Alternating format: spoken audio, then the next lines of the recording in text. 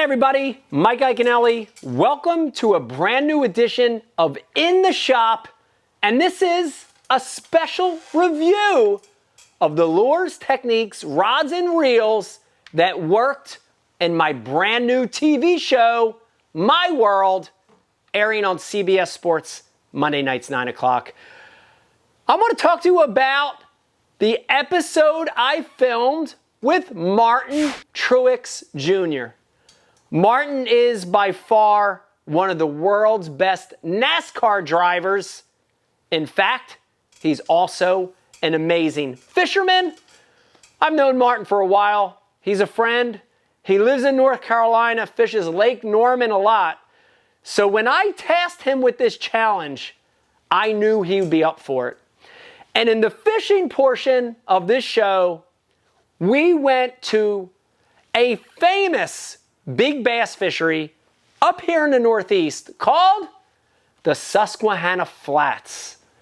And it's called the Susquehanna Flats because it's where the famous Susquehanna River dumps into the upper Chesapeake Bay. Right where that river dumps into the bay, it creates a giant grass flat. When I say giant, I don't mean a mile or two. I'm talking about 10 square miles of shallow water flat loaded with vegetation, loaded with grass. You know, the primary type of grass during this summer shoot was eelgrass, but we also had hydrilla, a little bit of milfoil, a little bit of river grass, all mixed together.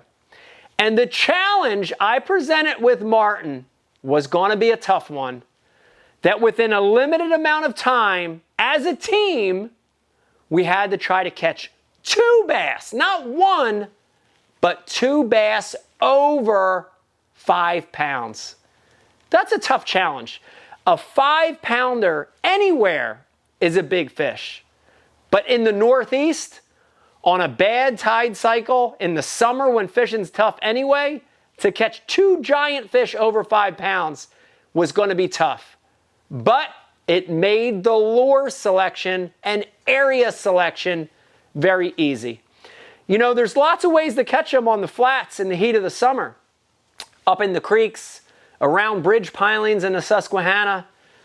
But to catch the really big bass, no doubt in my mind, you have to be out on that big grass flat.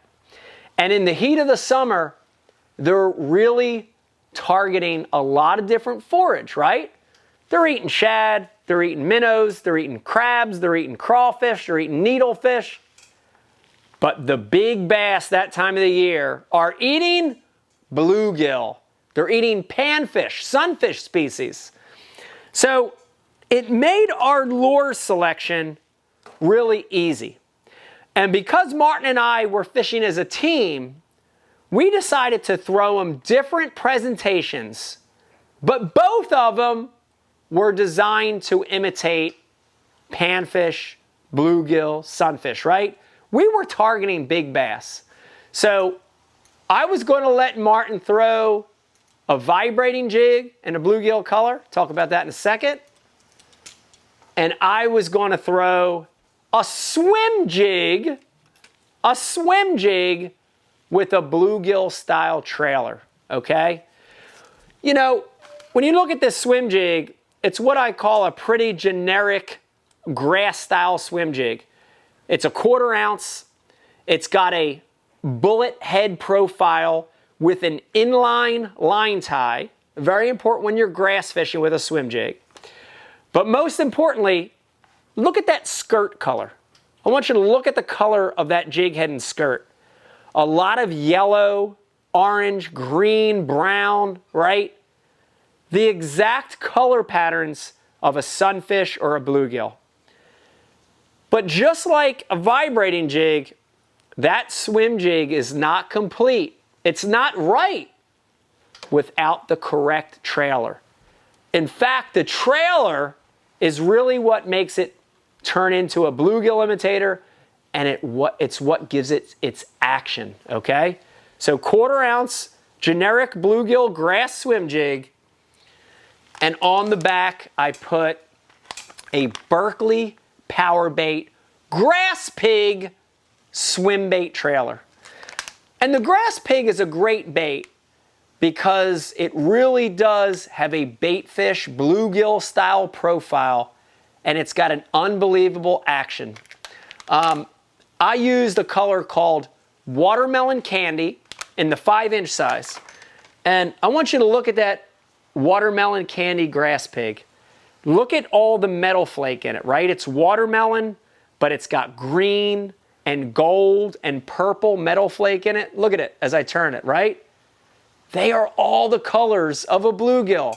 When that bluegill's in the water and it turns, you see green, you see purple, you see gold, right? That's a perfect imitator.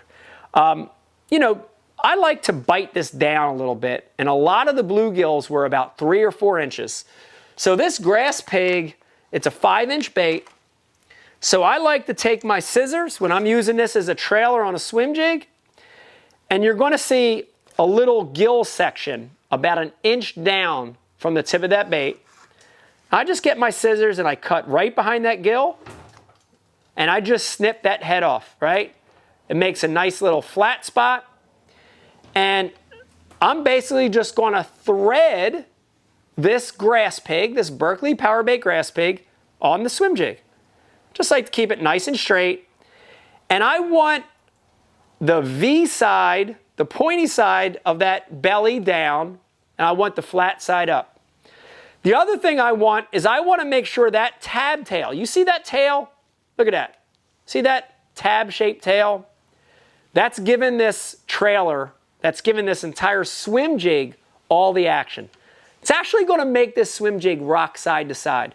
I want to make sure that tab is facing down, the opposite way of the hook facing up. That's going to maximize action. So when you complete that, look at that profile that we have now. We have a swim jig that looks just like a little panfish, just like a little bluegill.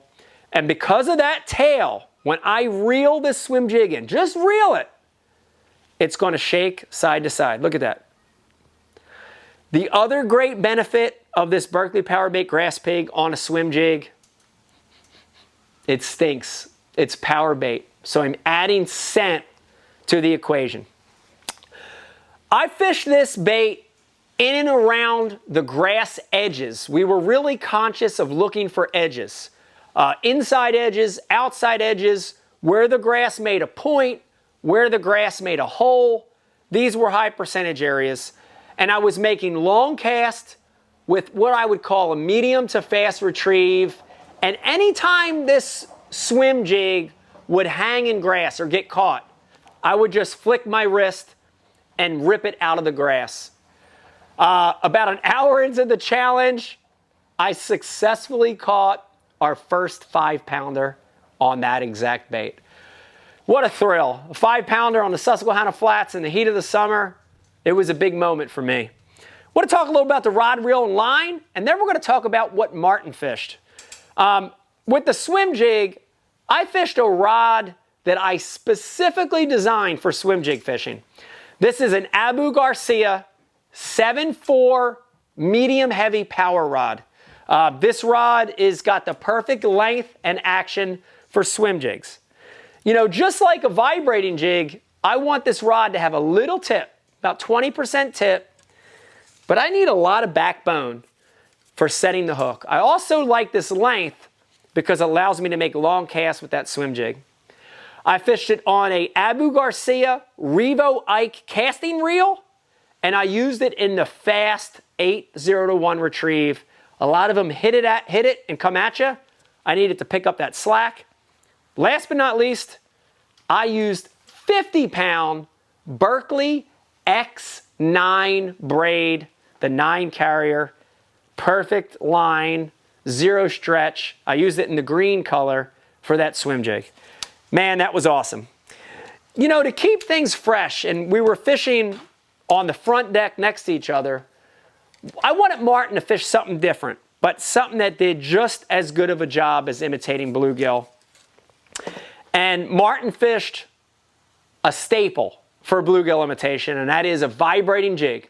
He used a 1/2 ounce bluegill color vibrating jig with a gold blade. And just like the swim jig, a trailer was key on this one.